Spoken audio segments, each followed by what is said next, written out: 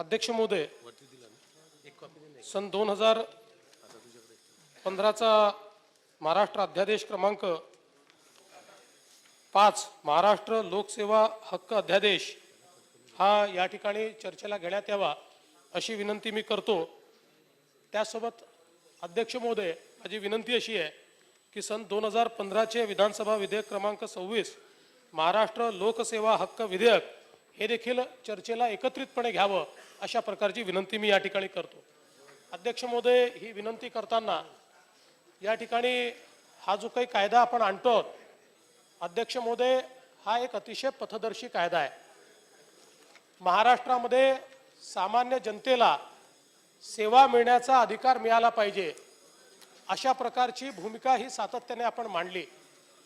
आज सामान्य माणसाचा सरकारच्या प्रती रोष का असतो? कारण त्याला ज्या छोट्या छोट्या सेवा मिळायला पाहिजेत त्या सेवा योग्य वेळी मिळत नाही। राज्याचं सरकार असेल, महानगरपालिका असेल किंवा अध्यक्ष महोदय इतर प्राधिकरण असतील, या सगळ्या प्राधिकरणाचं आता काम सेवा देणाऱ्या संस्था म्हणून ते काम झालेलं आहे। आणि अशा सेवा देणाऱ्या ज्या संस्था आहेत या संस्थांनी जर योग्य वेळी सेवा दिल्या नाहीत, त्या ठिकाणी भ्रष्टाचार झाला, योग्य कॉस्टला त्या सेवा मिळाल्या नाहीत, तर खूप मोठा जनतेचा रोष हा या ठिकाणी सहन करावा लागतो। आणि म्हणून राज्य सरकारचं असं मत आहे की जनतेला सेवा देण्याचा अधिकार, सेवा मिळवून घेण्याचा अधिकार हा असला पाहिजे आणि ही सेवा देण्याची जबाबदारी ही शासकीय अधिकाऱ्यांवर असली पाहिजे। आणि म्हणून कायद्यानं महाराष्ट्राच्या इतिहासामध्ये पहिल्यांदा कायद्यानं जनतेला सेवा मिळण्याचा अधिकार आपण देतो आहोत आणि त्यामुळे एक खूप महत्त्वाचा अशा प्रकारचा हा कायदा या ठिकाणी आपण मांडतो आहोत। यामध्ये प्रत्येक विभागाला तो कोणत्या सेवा देणार आहे या सेवा नोटिफाय कराव्या लागतील, त्या किती कालावधीमध्ये ते देतील हे त्यांना नोटिफाय करावं लागेल, त्याच्याकरता किंमत किती आहे हे नोटिफाय करावं लागेल।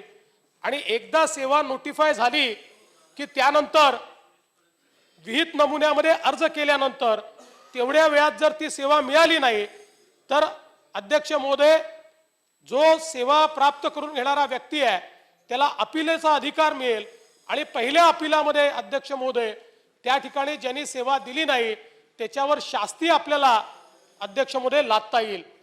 जर त्याही ठिकाणी अध्यक्ष महोदय पहिल्या अपीलात समाधान झालं नाही तर दुसरं अपील देखील त्याला करता येईल आणि एक संपूर्ण हे सेवा मिळण्याचं प्राधिकरण आपण तयार करतो आहोत, ज्यामध्ये मुख्य सेवा आयुक्त, त्याच्या अंतर्गत सगळे वेगवेगळे आयुक्त अशा प्रकारची व्यवस्था उभी करतो आहोत।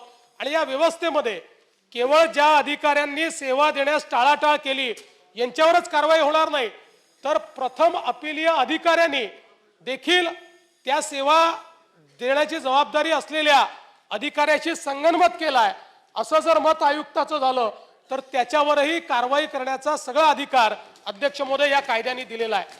एवढंच नव्हे तर अध्यक्ष महोदय, एखादा व्यक्ती वारंवार, एखादा सरकारी अधिकारी वारंवार अशा प्रकारे सेवा देण्याचं टाळतोय, अशा घटना घडल्या तर त्याच्यावर शिस्तभंगाची कारवाई करून त्याला नोकरीतनं काढून टाकणे हे देखील अध्यक्ष महोदय या ठिकाणी या कायद्याच्या माध्यमातून सुकर होणार आहे। 3 महिन्यामध्ये अध्यक्ष महोदय प्रत्येक विभागाला त्यांच्या सेवा नोटिफाय करायच्या आहेत। आपण अध्यादेश काढल्यानंतर आज आपण बिलात त्याचं रूपांतर करतोय। दरम्यानच्या काळामध्ये वेगवेगळ्या विभागांनी भरपूर सेवा याच्यामध्ये नोटिफाय केल्या आहेत। आपला प्रयत्न असाही आहे की हळूहळू या सगळ्या सेवा या इलेक्ट्रॉनिक पद्धतीनं लोकांना मिळाल्या पाहिजे आणि म्हणून त्या सगळ्या प्लॅटफॉर्मवर आपण आणणार आहोत। आणि या सगळ्या सेवांचं आपल्या इथे अगदी ग्रामपंचायत स्तरावर त्या ठिकाणी जे आपले सेवा केंद्र आहेत, सेवा केंद्र आहेत किंवा वेगवेगळे सेतूचे केंद्र आहेत, याही ठिकाणून लोकांना थेट सेवा ती मिळवता आली पाहिजे अशा प्रकारचा प्रयत्न आपण करतो आहोत। याच्यामध्ये केवळ शासनाचे विभाग नाही तर महानगरपालिका, जिल्हा परिषदा असे सगळे ग्रामपंचायत स्तरापर्यंत सगळे जेवढे प्राधिकरण आहेत ह्या सगळ्या प्राधिकरणाचा अंतर्भाव हा याच्यामध्ये आपण केलेला आहे। आणि त्यामुळे लोकांना, जनतेला कुठलीही सेवा मिळण्याकरता अध्यक्ष महोदय निश्चित कालावधीमध्ये आणि योग्य किमतीमध्ये त्या ठिकाणी ही सेवा मिळेल। भ्रष्टाचाराला आळा घालण्याकरता या देशामध्ये सातत्याने अध्यक्ष महोदय जी आंदोलनं झाली, अगदी सन्माननीय अण्णा हजारेंचं जे आंदोलन झालं त्या आंदोलनातली प्रमुख मागणी ही सेवा हमी विधेयकाची होती। यापूर्वी अध्यक्ष महोदय आपल्या राज्याने एक कायदा तयार केला होता, दप्तर दिरंगाईचा कायदा, पण अध्यक्ष महोदय त्या कायद्याच्या जे काही नियम होते ते नियम आपण 2005-06 साली कायदा तयार केला, पण 7-8 वर्ष ते नियमच आपण तयार केले नाहीत आणि त्यामुळे त्या कायद्याचा अंमल झाला नाही। काही लोकांना अशा प्रकारचं कन्फ्युजन आहे की त्या कायद्यामध्ये देखील आपण सिटीजन्स चार्टर सारखं एक चार्टर तयार करायला सांगितलं होतं, मग या वेगळ्या कायद्याची आवश्यकता काय आहे? अध्यक्ष महोदय, त्या ठिकाणच्या कायद्याचा जर आपण अभ्यास केला तर त्यात केवळ सिटीजन चार्टर तयार करणे इतपुरतं ते मर्यादित होतं।